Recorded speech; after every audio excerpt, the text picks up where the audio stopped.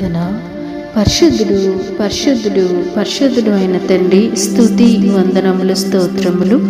అందుకు వారు యూదయ బెత్లెహేములోని ఏలయనగా, యూదా దేశపు బెత్లెహేమ, నీవు యూదా ప్రధానులలో ఎంత మాత్రమును అల్పమైన దానవు కావు.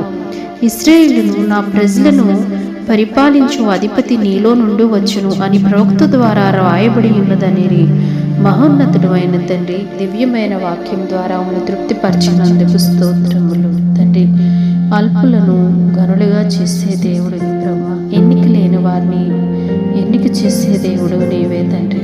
దేవా, ఎంతగా తగ్గించుకుంటున్నారో అంతగా వారిని హెచ్చించే దేవుడు నీవే ప్రభువా. ప్రజలు పై రూపాన్ని చూస్తారు, కానీ హృదయ అంతరంగాల్ని చూసే దేవుడు నీవే తండ్రి. నిరంతర స్తోత్రార్హుడివి, పూజ్యార్హుడివి నాయన, నమ్మదగిన దేవుడివి ప్రభువా నా తండ్రి.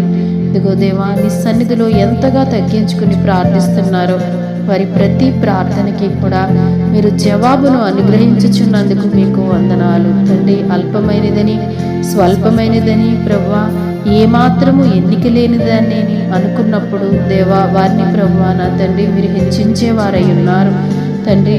మీరెంతో ఘనపరిచే దేవుడివి తండ్రి నా ప్రభువా. దేవా, కనికరించండి, కృపదయ చేయండి. నీ ప్రియబిడల యొక్క తగ్గింపును ప్రభువా మీరు హెచ్చింపుగా చేయండి ప్రభువా.